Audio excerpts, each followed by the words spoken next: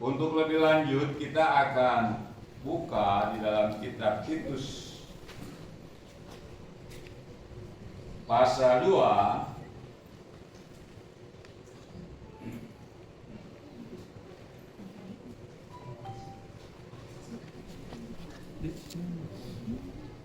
Titus pasal 2 ayat 11 sampai 15. Ayat 11, 15. Ya, yang bawa Alkitab, buka Alkitab. Yang ada di HP, buka HP-nya. Asal jangan dibuka WhatsApp. Kadang-kadang yang kita lupa, yang dibaca WhatsApp-nya. Hari ini kita baca Alkitab, kita fokus pada Alkitab kita. Amin. Amin. Yuk, kita baca bergantian ayat yang ke-11, ibu-ibu. Ayat 12, kaum pria. Ya, gantian. 1, 2, 3.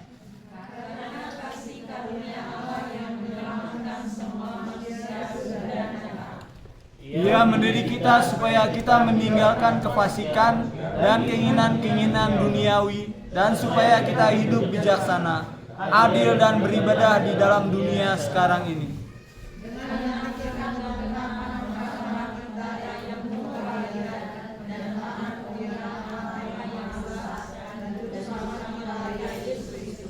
Yang telah menyerahkan dirinya bagi kita untuk membebaskan kita dari segala kejahatan dan untuk menguduskan bagi dirinya suatu umat, kepunyaannya sendiri, yang rajin berbuat baik.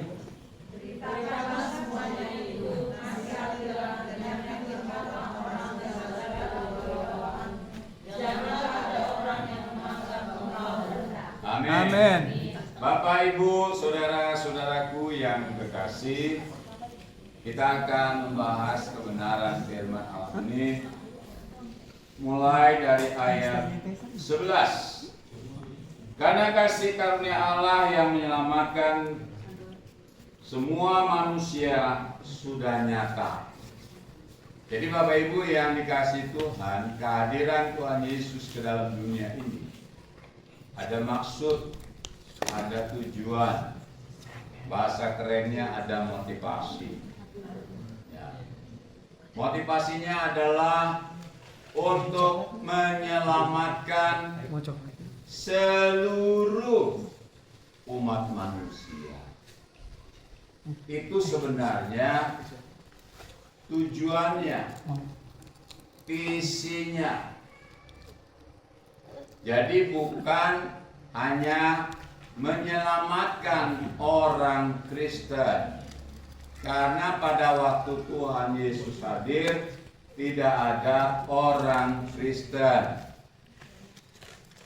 Yang ada adalah orang Yahudi yang percaya pada kitab Taurat. Jadi tidak ada orang Kristen. Makanya kita disebut orang Kristen karena kita mengikuti Tuhan kita Yesus Kristus. Jadi Kristen itu diambil dari Kristus, ya, pengikut Kristus. Jadi Bapak Ibu yang dikasihi Tuhan, tanpa kehadiran Tuhan Yesus ke dalam dunia, maka tidak ada manusia satupun yang dapat diselamatkan. Mengapa demikian? Karena memang tujuan kehadiran Tuhan ke dalam dunia ini untuk menyelamatkan umat manusia.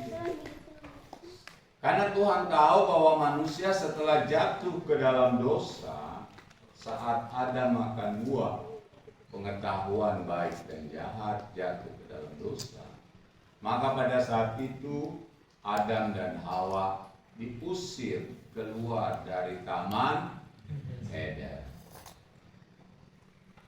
Nah, dengan keluarnya Adam dan Hawa dari Taman Eden, berarti kemuliaan Allah pun lenyap.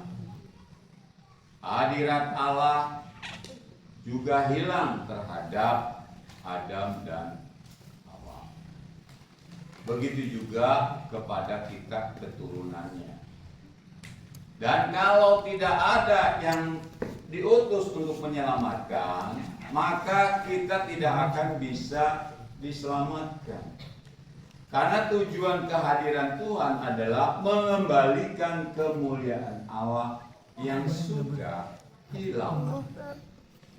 Ya. Adam dan Hawa pada saat belum jatuh dalam dosa, dia hidup dalam kemuliaan Allah. Makanya dia bisa bergaul dengan Allah. Tetapi setelah jatuh dalam dosa, dia tidak dapat bergaul dengan Allah. Begitu juga dengan kita tidak akan bisa bergaul dengan Allah kalau kita tetap hidup di dalam dosa. Jadi Bapak Ibu yang dikasihi Tuhan, di sini karena kasih karunia Allah yang menyelamatkan semua manusia sudah nyata. Jadi kasih karunia yang menyelamatkan semua, bukan cuma orang yang percaya kepada Dia sebenarnya. Visinya adalah semua manusia. Tetapi manusia tidak mau percaya kepada Dia, bahkan membawa cara sendiri untuk memperoleh keselamatan, yang akhirnya mengalami kegagalan. Karena keselamatan itu dikatakan di sini adalah kasih karunia. Jadi bukan usaha manusia. Manusia itu hanya diharapkan percaya. Enggak disuruh berbuat apa-apa, percaya. Arti percaya itu bukan hanya kata-kata bahwa saya percaya, bukan itu.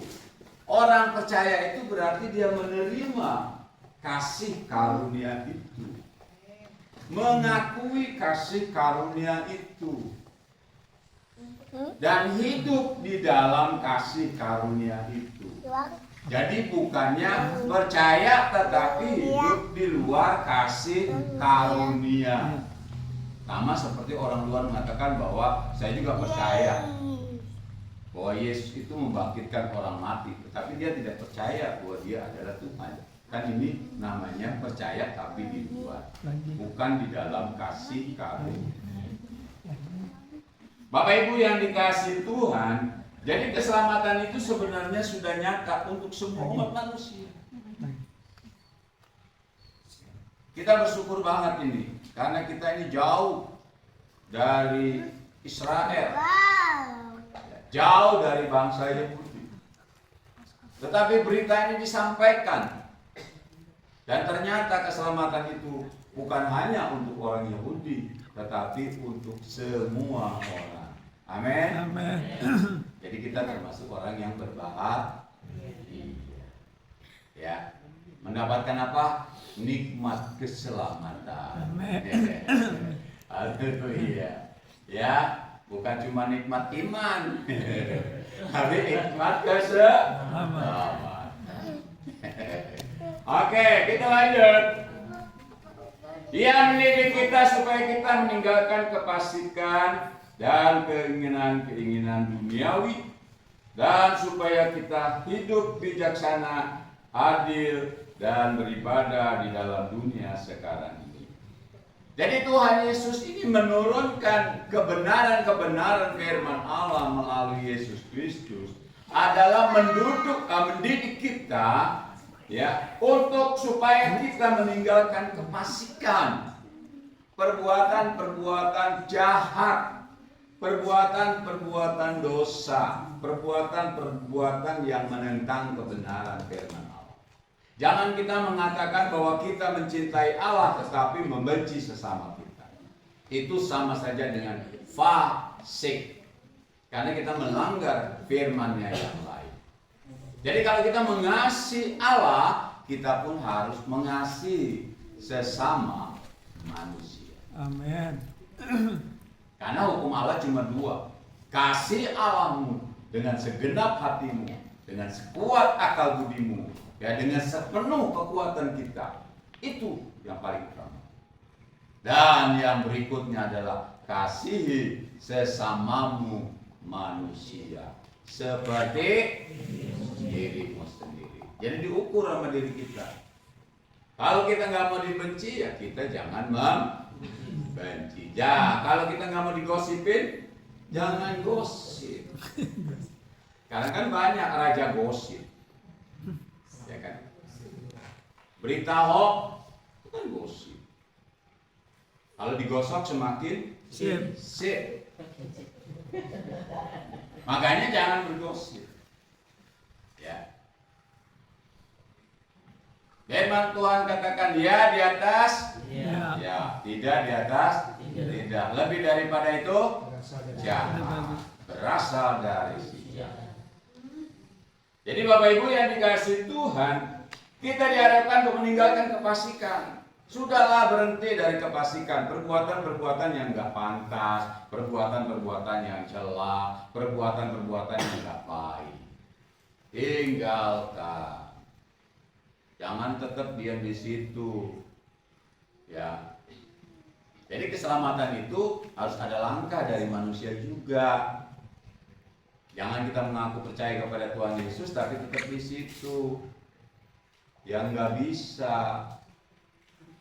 Makanya kan saya sudah jelaskan konsep bertobat itu bukan hanya mengakui kesalahan tetapi tetap tinggal di situ. Mengakui dosa lalu berbalik. Gitu. Ya. Jadi konsepnya harus benar. Begitu pula kita harus meninggalkan kefasikan. Jangan diingat lagi dosa masa lalu. Pada saat kita menerima Yesus Kristus, Tuhan Yesus mengampuni kita. Dan saat itu kita baru mulai melangkah ke jalan kebenaran, melangkah ke dalam terang Allah. Makanya kalau kita sudah melangkah ke dalam terang Allah, firman Tuhan berkata, ya, akulah terang dunia, kata Yesus. Tapi kamu juga adalah terang. Jadi bukan hanya Tuhan sebagai terang dunia, tapi kita juga diakui sebagai terang dunia. Artinya kita harus berguna bagi orang lain, berguna untuk memberitakan keselamatan, supaya orang lain juga bisa selamat. Mau Bapak Ibu? Amin. Amin. Dan keinginan-keinginan duniawi, keinginan duniawi mah banyak banget. Keinginan mata, ya kan? Keinginan Coba daging. siapa yang matanya hari ini ditutup, nggak ada kan? Dibuka. Ngelihat sekarang ini ada apa ini? Villa ya? Ya, villa. Kalau saya villa itu nyempil di sekolah. Ini villa. Ya. Luar biasa. Ya. Kalau kita lihat begini rasanya kayak saya pengen punya villa, tapi nggak jauh-jauh dari rumah. Soalnya jauh jalannya capek. Ya, ada dekat rumah Villa Nopo, pinggir jalan, pinggir Ciliwung. Ya, kan keinginan mata begitu bisa lihat, indahnya nih villa-villa, cakep-cakep ya. Rasanya kalau kita bayangkan punya rumah begini enak ya, gitu kan? Padahal begitu kita masuk ke dalamnya kita tidur, ternyata tidurnya sama. Ngorok juga. Beberapa jam sama. Gitu. Jadi cuma itulah yang disebut keinginan mata. Iya kan? Coba kita hari ini lihat ke sana indah, begitu lihat ke sana enggak indah. Kan langsung berubah kan keinginannya. Makanya kalau kita mengikuti keinginan mata ya seperti itu.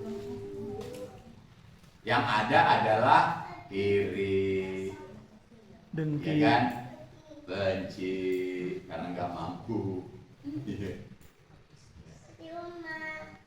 Atau yang terjadi kita itu menjadi angkuh, sombong, kan juga. Ya, keinginan-keinginan duniawi. Pengen sih kalau punya mobil satu pengennya 2. mobil 3 pengennya 4, 20 7. Naiknya sebelah Pak. Kalau punya 7, punya anak 7 bagi satu-satu. Ya kita numpang aja. Jadi Bapak Ibu yang dikasih Tuhan itulah keinginan mata. Gak puas. Siapa yang bisa memuaskan keinginan mata? Gak ada. Mata itu seperti apa? Seperti dapur. Oh dapur gak? Dapur api. Dapur api itu. Masukin kayu, satu habis, satu pohon habis, Bisa habis. satu hutan habis, habis. Kalau masukinnya satu-satu, kalau masukin bareng-bareng nggak bisa. Masukin satu-satu, nggak muat. Ya, kalau satu-satu habis semua, satu hutan tuh habis. Ya. Jadi Bapak Ibu yang dikasih Tuhan jangan mengikuti keinginan mata yang dimana di dalamnya tidak terasa puas. Allah berkata berpadalah dengan apa yang ada. Apa yang ada sama kita? Ya. Jangan ngarepin yang tidak ada. Itu sama juga kita menginginkan punai di langit, pipit di tangan dilepas. Tahu punai nggak? Punai itu kayak burung kukur. Oh iya. Itu punai. Punai. Ya, kukur terbang kita pengen, padahal di bawah yang kita pegang ada di burung pipit. Ya goreng aja itu burung pipitnya. Padahal kita ngarepin burung punai. Dagingnya kecil banget. Ya. Kecil tapi kan rasanya sama dengan di atas. Saya dulu dari kecil makan burung pipit. Ya, ngetepel. Wah, direndam enak. Cuma banyak, ada 10. Itu mah Rasanya sama. daging Kalau burungnya. satu mah ya dijilatin aja sampai habis. Ada ya? Enak. Sama aja dagingnya. Ya kan? Daging burung juga. Tuh, jadi kita tidak mengikuti keinginan mata berpadan dengan apa yang ada. Nah, kita berkata mengucap syukurlah dalam segala hal, dalam segala sesuatu. Ya. Jadi kalau kita ditetapkan Tuhan memang tidak kaya, ya segala bakalan bisa kaya. Ya, bukan nanti tengking, roh miskinan tengking. Ya orang-orangnya males, nggak mau kerja. Ya sampai kapan pun nggak bisa. Kalau Bapak Ibu ingin mendapat sesuatu yang lebih, ya tentunya harus bekerja, rajin menabung. Udah kerjanya rajin, nabungnya kagak. Sama juga. Iya kan? Baru punya duit 10 juta.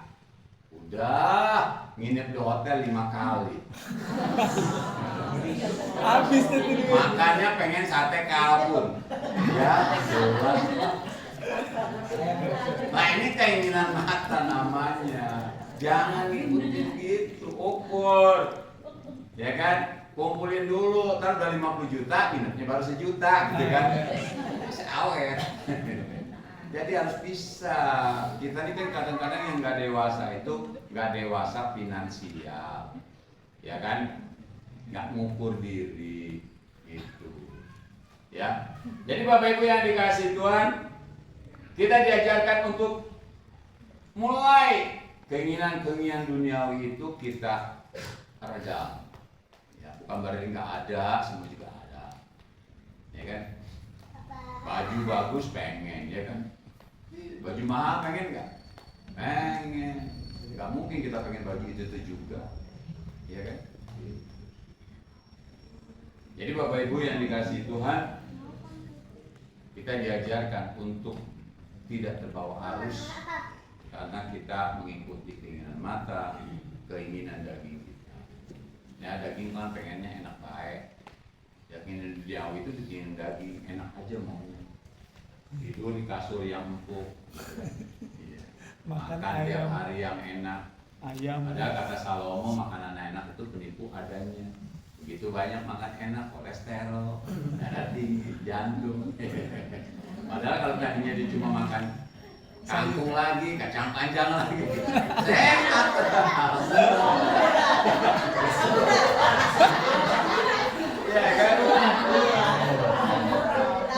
Kangkung mulu cacingan ya.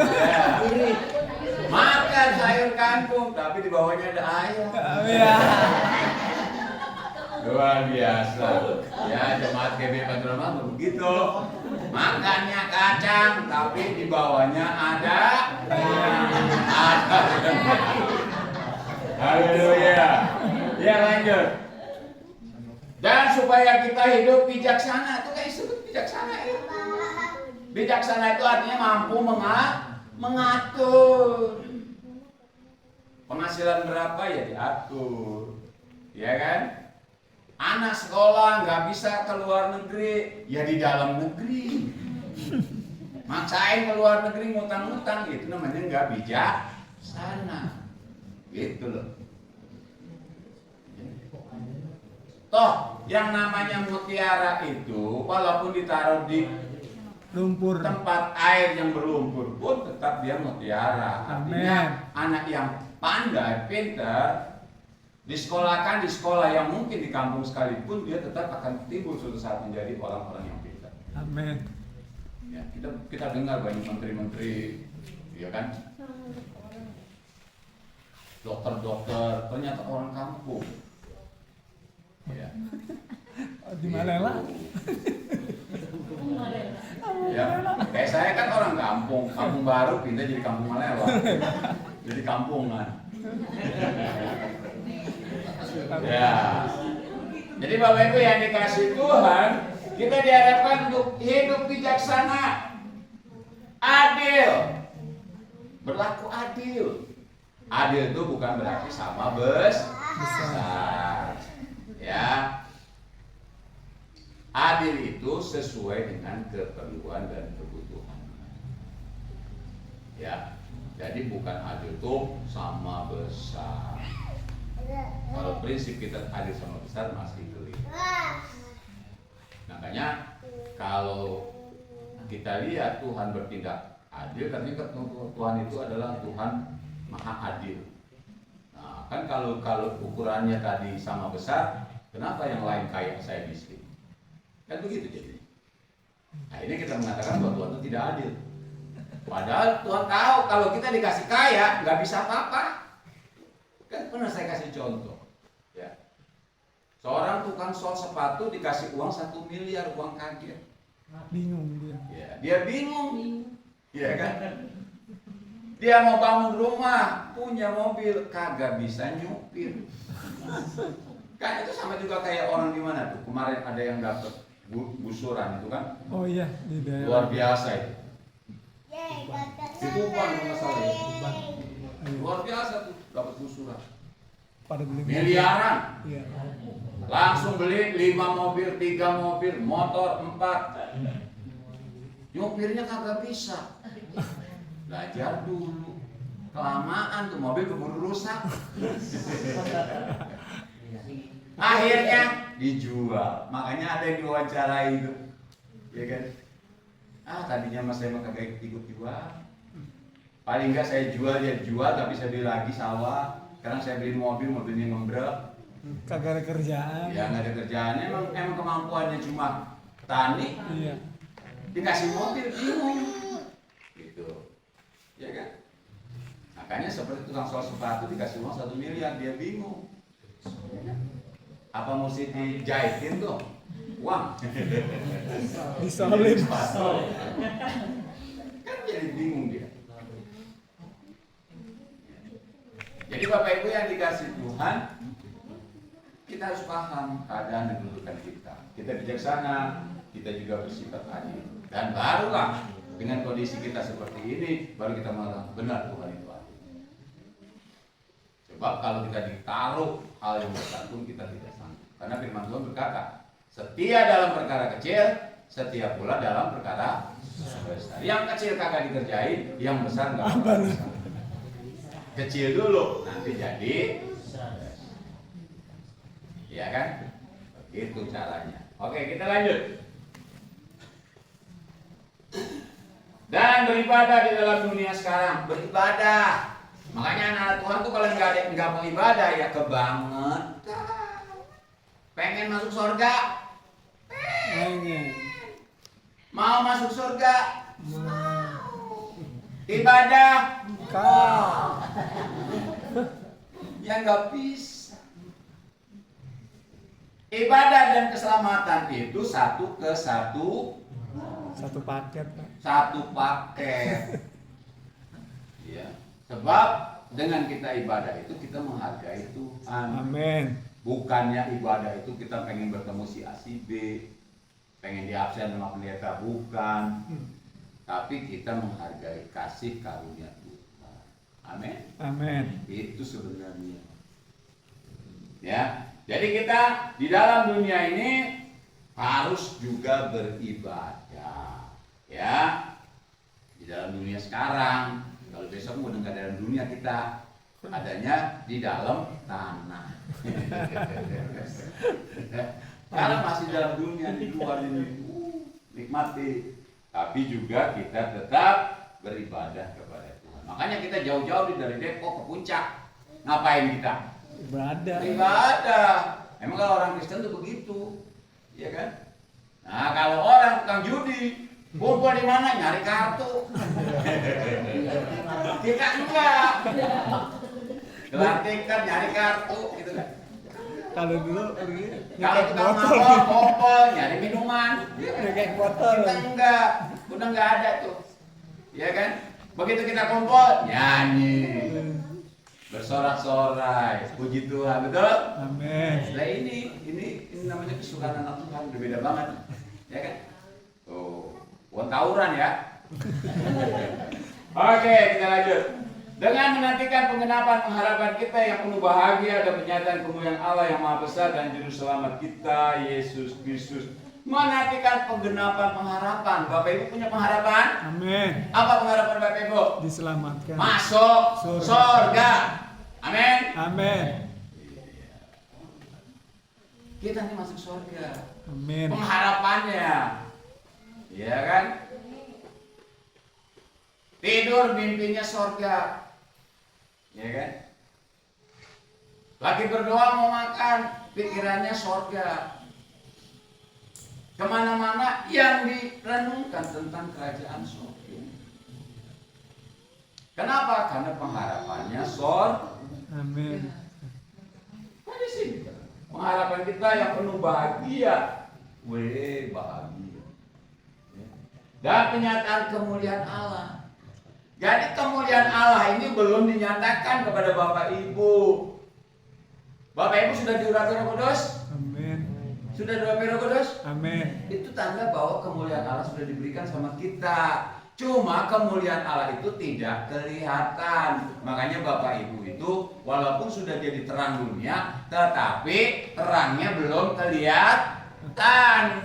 Yang melihat cuma setan. Sesama kita nggak bisa ngelihat.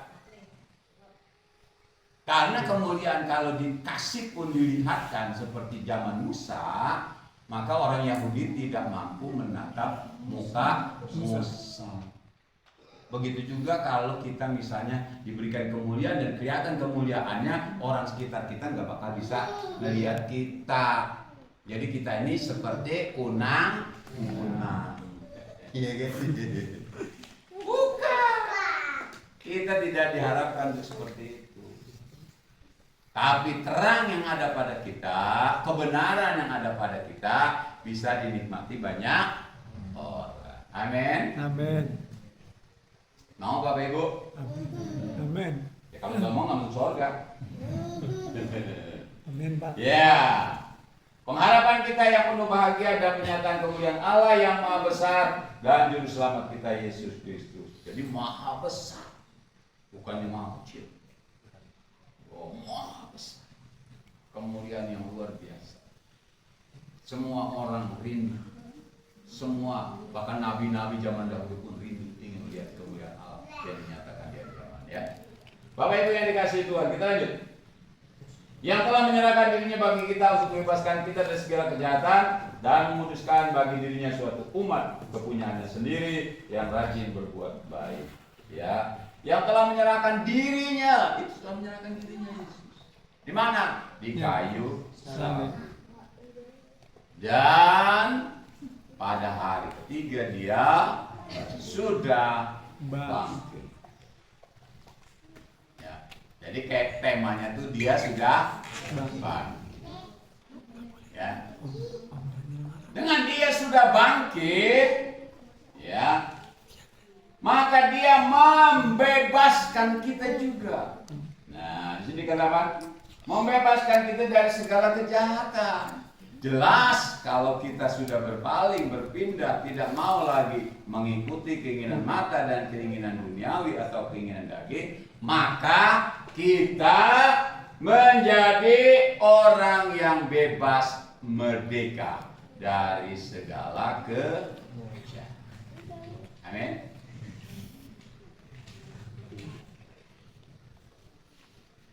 Dan untuk memuduskan bagi dirinya suatu umat kepunyaan sendiri yang rajin berbuat baik. Jadi saat ini Allah sedang menentukan umat pilihannya. Bukan hanya kepada kita, tetapi kepada seluruh umat manusia di dunia ini. Makanya Allah memberikan urapan Roh Kudusnya kepada setiap orang untuk dia dapat menentukan menjadi satu umat pilihan Allah di mana-mana. Inilah anakku yang kukasih, kepadanya lah aku berkenan. Jadi diberikan itu kepada semua orang yang merespon, menerima, maka dia menjadi umat kepunyaan Allah. Apa kata jadi? Kepunyaan. Menguduskan bagi dirinya suatu umat. Jadi bukan sebutan Kristen lagi, tapi umat lebih tinggi. Kalau hanya pengikut Kristus, kan banyak pengikut Kristus juga yang menyangkal. Tapi ini menjadi umat kepunyaan Allah. Suatu umat yang khusus dibentuk. Ibarat suatu tentara, perekrutan pertama orang menjadi tentara, semuanya sama jadi tentara? Sama. Tetapi nanti kalau dia jadi pengawal presiden, maka dia menjadi apa? Pasukan khusus. Amin. Amin. Haleluya. Saya nyari tisu dulu. Untung jauh, nggak muncrat. Jadi ini yang saya maksud. Ya, ngerti ya Bapak Ibu ya? Bukan hanya tentara-tentara Allah, tetapi tentara khusus. Nah, makanya di sini juga dikatakan menguduskan bagi dirinya suatu umat kepunyaan Allah. Nah, ini umat kepunyaan Allah yang khusus. Amin. Amin. Mau? Amin. Orang yang dekat Allah mah luar biasa jaminannya. Ya kan? Iya. Coba diganggu, marah Tuhannya. Ya kan?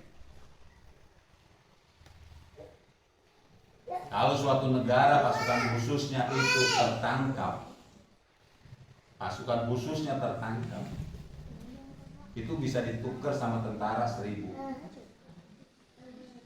Bahkan 10.000 rakyat yang dipenjara dari negara lain itu bisa ditukar hanya dengan menukar satu orang. Kenapa? Karena dia pasukan khusus. Istimewa.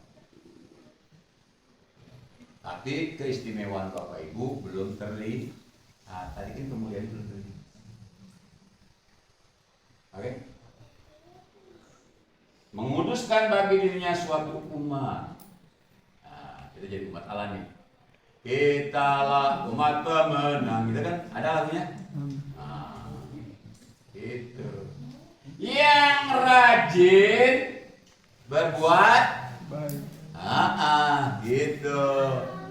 Jangan ngelihat motor nganggur hilang, dompet nganggur hilang, orang lagi selfie HP-nya dicomot di luar sana. Ya, gitu. Kita enggak, kita rajin berbuat Baik. Mau Bapak Ibu rajin berbuat baik? Amin. Ayo di mana-mana lah, ayo rajin berbuat baik. Kalau melihat ada orang kesusahan, tolong Ditolong, dibantu.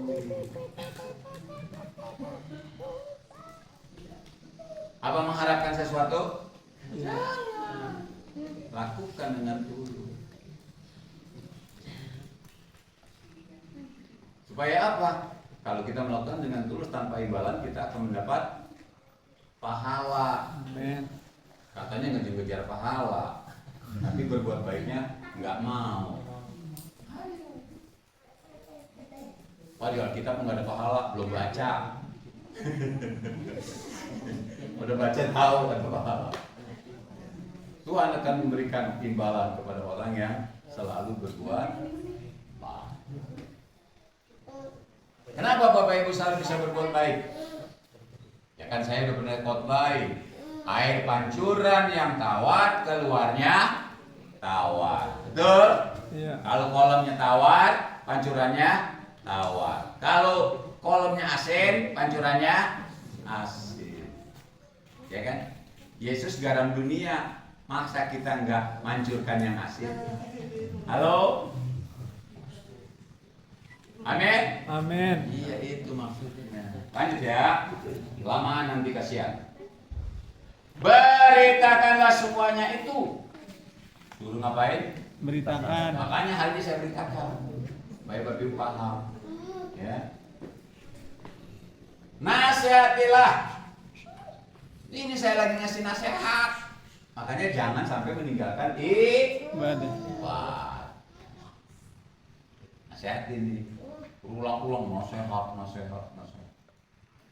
Ya, walaupun kadang-kadang kita punya kuping dua, tapi kadang-kadang nggak ada yang ditangkap satu juga. Agak denger. Ya kan katanya masuk kuping kanan, keluar kuping kiri. Siapa suruh tuh kupingnya berlobang? Lobangnya tembus. Ya kan? Kalau berdasarkan satu keyakinan orang bangun rumah tuh kan rumahnya tuh kan di depan tuh nggak boleh langsung belakangnya ada pintu lagi. Iya, posisinya pintu depannya belakangnya ada pintu lagi, itu nanti berkatnya nonong lewat. Jadi harus dibengkokin dikit. Iya, kan ada kan keyakinan seorang. Ya, feng shui ya. Kita nggak pakai feng shuian, berkat mah nggak bakalan lewat, biarpun pintunya terbuka, karena berkatnya bukan di dalam pintu, dalam rumah, tapi berkatnya kepada pribadi. Lanjut, ya, suruh yakinkan dengan segala kewibawaanmu. Ya, kewibawaan itu artinya kelayakan saya. Ya, saya sebagai pendeta dinasihatin, ya kan? Ayo, ya. Sebab kita pengen masuk surganya bareng-bareng. Amin. Saya nggak pengen satupun yang ada yang ditinggal, semuanya bareng-bareng. Kita aja kan kalau jalan pengennya bareng-bareng, kumpul bareng-bareng, ya kan? Itu. Ada COVID aja kita rasanya sedih, ya kan? Karena kita salaman aja susah, buka masker susah. Biar ini pada buka masker semua kan? Udah nggak pada takut sama COVID kan? Takutnya bisa Pak? Sama Tuhan. Yesus. Amin. Ya, COVID udah pergi. Janganlah orang menganggap engkau rendah. Kenapa orang lain kadang-kadang menganggap kita rendah? Karena memang mutunya kagak ada. Ya kan? Jadi pengkhotbah cuma penjiplak. Ya kan? Ada suara orang begitu, dia ngikutin begitu, udah kayak dalang. Saudara, ya elah, gak usah ngikutin cara orang ngomong. Jadi diri Bukan sendiri. dalang, jadilah diri sendiri. Amin. Ya.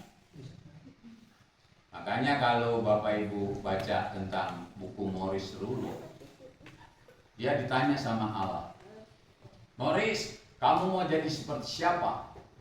Saya mau seperti Musa. Maurice itu artinya Musa. Oh, berarti itu nama saya. Ya. Saya mau seperti Simpson yang kuat. Kamu tahu bahwa Simpson punya kelemahan? Punya. Wah, kalau gitu saya nggak mau jadi. Kamu mau seperti Daud? Mau? Kamu tahu Daud punya kelemahan? Punya. Kalau boleh lihat yang cantik. Wah, kalau begitu saya nggak mau seperti Daud, karena saya sayang istri saya. Terakhir saya bertanya, kamu mau jadi seperti siapa? Dalam bukunya saya baca. Ya Tuhan, hanya Tuhan yang tahu. Ya, saya mau seperti saya adanya. Itu yang Tuhan mau. Amin. Amin. Makanya Musa juga bertanya kepada Tuhan juga bertanya kepada Musa, apa yang ada padamu? Tongkat. Coba lempar tongkatnya. Jadi apa? Ular. Ya kan? Agak Tuhan bilang gini, tangkap dulu no ular di kebun. Bawa ke sini. Kalahkan tuh ular-ular ahli nujum. Enggak. Apa yang ada padamu? Ya Tuhan juga pengen apa yang ada padamu. Saya khotbahin cuma di Kominfo. Apa yang ada padamu? Hei, siapa? Dorcas. Jarum. Jarum. Ya Tuhan kecil cuma jarum. Tapi lihat jarum itu luar biasa bagi seorang bisa. Bagi saya itu jarum buat apaan? Paling juga buat tanah bolong. Tapi bagi desainer itu jarum sangat berharga. Amin. Amin. Begitu juga yang ada pada Bapak Ibu. Saya nggak tahu Bapak Ibu punya bakat kemampuan apa. Ya. Tapi yang saya tahu saat Bapak Ibu diurapi Roh Kudus, Bapak Ibu tahu bahwa Bapak Ibu dilengkapi oleh kuasa Allah, punya kemampuan yang luar biasa. Amin. Amin. Ya. Biarlah kita boleh menjadi saksi Tuhan, biarlah kita boleh menjadi alat-alat Tuhan yang heran dan ajaib. Amin. Amin. Tuhan Yesus berkati. Kita akan naikkan pujian. Tuhan Yesus baik. Tiada berkesudahan. Ayo kalau berdiri ya. Aduh. Kasihkan duduk, lupa berdiri. Ya, biar hilang pegalnya.